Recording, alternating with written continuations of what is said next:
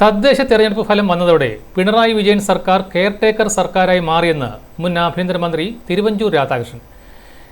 LDFന് ജനകീയ കോടതി നൽകിയ ശിക്ഷയാണ് തെരഞ്ഞെടുപ്പ് ഫലം.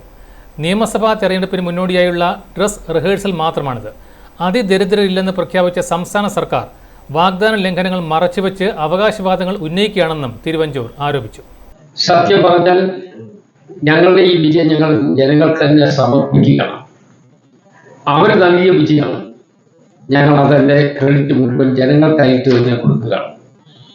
അങ്ങനെ ജനങ്ങളുടെ പൊതു താല്പര്യം അംഗീകരിച്ചുകൊണ്ട് അവരുടെ വിഷമങ്ങൾക്ക് പരിഹാരം തരാൻ കഴിയുന്ന ഒരു പുതിയ സമീപനം, അതാണ് ഐക്യജനാധിപത്യ മുന്നണി എടുക്കുന്നത്, അതാണ് കോൺഗ്രസ് ആഗ്രഹിക്കുന്നത്, അതാണ് ജനങ്ങൾക്ക് വേണ്ടത്.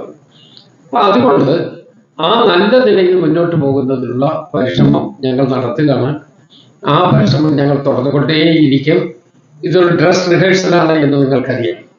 പിണറായി വിജയൻ ഗവൺമെന്റ് എന്ന് പറയുന്നത് വെറും ഒരു കെയർടേക്കർ ഗവൺമെന്റ് മാത്രമാണ്. മറ്റൊരു ഗവൺമെന്റ് ഏറ്റെടുക്കുന്നതിന് മുമ്പ് ഭരണസ്തംഭനം ഒഴിവാക്കുന്നതിന് വേണ്ടി സാങ്കേതികത്തിന്റെ അടിസ്ഥാനത്തിൽ തുടർന്നു കൊണ്ടിരിക്കുന്ന ഒരു കെയർടേക്കർ ഗവൺമെന്റ് മാത്രമാണ് എന്നുള്ളതാണ് ജനങ്ങൾ കണ്ടുകൊണ്ടിരിക്കുന്നത്. അതുകൊണ്ട് ഈ ഗവൺമെന്റ് യഥാർത്ഥത്തിൽ നയപരമായ തീരുമാനമെടുക്കാനുള്ള അധികാരം പോലും വളരെ പരിമിതമാണ്.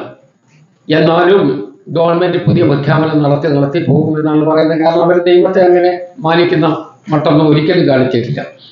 അതുകൊണ്ട് ഈ ഗവൺമെന്റ് എടുക്കുന്ന നയപരമായ തീരുമാനങ്ങൾ ജനങ്ങളെ ബാധിക്കുന്നത് എങ്ങനെയാണ് എന്ന് അവർ ആലോചിക്കണം. ജനങ്ങളിൽ ഭൂരിപക്ഷം നഷ്ടപ്പെട്ടതാണ്. അവർക്ക് ജനകീയ കോടതിയുടെ ശിക്ഷ കിട്ടിയവരാണ്. അതുകൊണ്ട് ഇടതുപക്ഷ ജനാധിപത്യ മുന്നണിയുടെ മേൽ ഈ രാഷ്ട്രീയമായ വലിയ നേട്ടം ഞങ്ങൾക്ക് ഉണ്ടാക്കി തന്ന ജനങ്ങളോട് ഞാൻ നന്ദി പറയുന്നു.